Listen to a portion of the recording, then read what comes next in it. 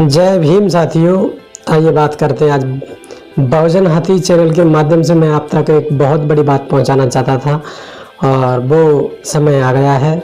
क्यों ना मैं आपको उस बात को बता दूं और साझा कर दूं। साथियों, आज जो हाथरस में जो घटना हुई है मनीषा वाल्मीकि के साथ नहीं, यह घटना पूरी नारी जात के साथ हुई है। इसमें महिला जाति को झकझोर दिया है और झकझोरने के बाद इसमें सवाल यह उठता है कि दरिंदों को पनाह कौन दे रहा है। सोचने वाली बात है कि यहाँ दरिंदों को पनाह कौन दे रहा है, इसके पीछे क्या कारण है कि 2:30 बजे मृतका की लाश जलाई जाती है और घर वालों को पता तक नहीं चलता। सबसे बड़ी बात यह सामने आती है कि वहाँ का जो डीएम है, यहाँ का जो एसडीओपी है, एसडीओ कोई तमाम आला अधिकारी हैं पास में, फिर भी सच कहने के लिए तैयार नहीं है। जब मीडिया वहाँ पर जाता है तो मीडिया को रोक दिया जाता है, मीडिया को कहा दिया जाता है नहीं, हमें आपको जाने की परमिशन नहीं है। जब मीडिया को रोक दिया जा रहा है तो आप छुपाना क्या चाहते हो? यह सच कहा है।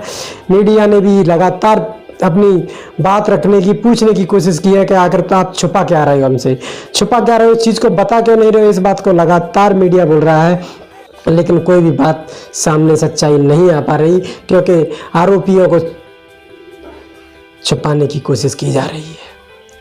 आरोपियों के आरोप को छुपाने की कोशिश की जा रही है, उनको गुनाह पे पर्दा डालने की कोशिश की जा रही है, उनको बचाने की कोशिश की जा रही है। तमाम राजनीतिक प्रक्रिया इस पर अपनाई जा रही हैं और ये सिर्फ उत्तर प्रदेश में ही सबसे ज़्यादा ये बवाल क्यों है, इसके पीछे के कारण भी कई हो सकते हैं। तो साथियों, मैं आपको बताना चाहूँगा कि इस प्रकार से आज यह उत्तर प्रदेश में जो हाथरस में जो घटना हुई है उसको लेकर बाबा साहब डॉक्टर अम्बेडकर के पड़पोते यानी राज रतन अम्बेडकर बच्ची के साथ बलात्कार होता है तो उसकी आइडेंटिटी, उसकी पहचान छुपा कर रखते हैं, उसका नाम भी नहीं पता होता। निर्भया का नाम बताओ मुझे क्या है? निर्भया का किसी को नाम पता नहीं है, लेकिन हमारी बच्ची का पहले दिन से उसकी आइडेंटिटी बताई गई कि वो मनीषा वाल्मीकि है, यानी वो वाल्मीकि समुदाय से है, इसलिए बाकी किसी ने आंदोलन करने की जरूरत नहीं है। पहला यहाँ पर रूल तोड़ा गया। दूसरा रूल मैं बताता हूँ, एफआईआर हम लोगों ने देखा, सिर्फ 4 सेंटेंस का एफआईआर है। गैंग रेप के लिए एफआईआर किया जाता है 4 सेंटेंस का, और 4 सेंटेंस क्या है? माँ का नाम रामा लिखा गया है, भाई का नाम संदीप है और मनीषा। ये तीनों भी खेत पर बाजरे के खेत पर बाजरा काटने के लिए रात के 9:30 बजे गए थे और भाई वो घास रखने के लिए घर में जाता है और फिर जो लड़का है ठाकुर, वो आकर मनीषा की छेड़ निकालता है, गला दबाता है और उतने में माँ चिल्लाती है और भाई दौड़कर आ जाता है और ये जो लड़का है ठाकुर वो भाग जाता है।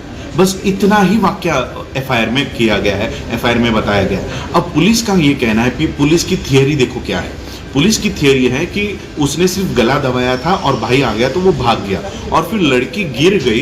गिरने के बाद एक ईंट पर, ये जो भाग होता है गले का, ये भाग उसका ईंट पर वो टकराई और ईंट पर टकराने से जबान बाहर आई और जबान बाहर आने के बाद दांतों के नीचे वो आकर कट गया। ये पुलिस की थियरी। लेकिन उन्होंने लास्ट में कहा कि मुझे सिर्फ और सिर्फ पुलिस प्रशासन से ही मिलना है, उनके घर वालों तक नहीं जाने दे तो कोई बात नहीं, लेकिन मुझे आपसे कुछ बात करना है। तो राज रतन अम्बेडकर जी को थाने के सामने पहुंचते हैं और थाने पर बैठकर उनको कई देर तक इंतजार करना पड़ता है। उसके बाद वहाँ के डीएम से मुलाकात होती है, संग में एसपी वगैरह से मुलाकात होती है। होने के बाद लास्ट में कोई सच्चाई बताने के लिए तैयार नहीं था, लेकिन राज रतन अम्बेडकर ने उसमें मेडिकल रिपोर्ट और एफआईआर की कॉपी मांग ली और ये दोनों ही कॉपी और तमाम जो घटना से जुड़े दस्तावेज हैं उनको लेकर राज रतन अम्बेडकर वहाँ से रवाना हुए।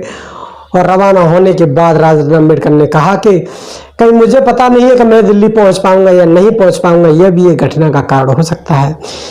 तो इसमें सोचने वाली बात सामने यह आती है कि कहीं ना कहीं उनके पीछे भी कई शंकाएं पैदा होती है, तो इसके पीछे बहुत बड़ा डर है। दूसरी बात यह भी आती है, राज रतन अम्बेडकर जी ने कहा है कि मुझसे वहां के डीएम ने कहा था, डीएम बोलता है कि आपको किसी न किसी तरीके से जनता को यह कह देना चाहिए, आपको यह बोलना चाहिए कि मैं लड़की के साथ रेप नहीं हुआ था। जी हाँ, राज रतन अम्बेडकर जी को वहां के डीएम ने, हाथरस के डीएम बोला कि लड़की के साथ रेप नहीं हुआ है, बोल दीजिए राजेंद्र अम्बेडकर जी को। यह बहुत बुरा लगा और इस बात को सुनकर चुप बैठे रहे और कहा मैं कैसे बोल सकता हूँ, मैं घटनास्थल पर मौजूद नहीं था, इस बात को मैं कैसे कह सकता हूँ। जब राजेंद्र अम्बेडकर जी से यह बात बुलवाई जाने की कोशिश की जा रही थी तो शायद लड़की के माता पिता को और भाई बहन को कितना टॉर्चर किया होगा, इस बात पर मुंह बंद रखने के लिए शायद आप इस चीज की कल्पना नहीं कर सकते। जी हाँ दोस्तों, अंत में एक बात और बताना चाहूंगा। राजेंद्र अम्बेडकर जी ने एक बयान दिया है कि इस केस को उसके माता पिता लड़े या ना लड़े, लेकिन इसको डॉक्टर अम्बेडकर का परिवार जरूर इस केस को लड़ेगा। यानी राजरत्न अम्बेडकर इस केस में एक और मांग की है कि इस केस को उत्तर प्रदेश में ना चलाते हुए इसको महाराष्ट्र या महाराष्ट्र के और अलग जगह चलाया जाना चाहिए। यानी इसे उत्तर प्रदेश के और पास को केस को चलाने की अनुमति नहीं दी जानी चाहिए, इसको बाहर चला जाना चाहिए और इसका केस लड़ने के लिए तैयार है जी हाँ राजरत्न अम्बेडकर।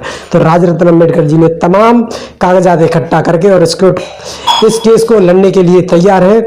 जी हाँ दोस्तों, आप लगातार देखते रहिए बहुजन हाथी। मैं हूं दीपक।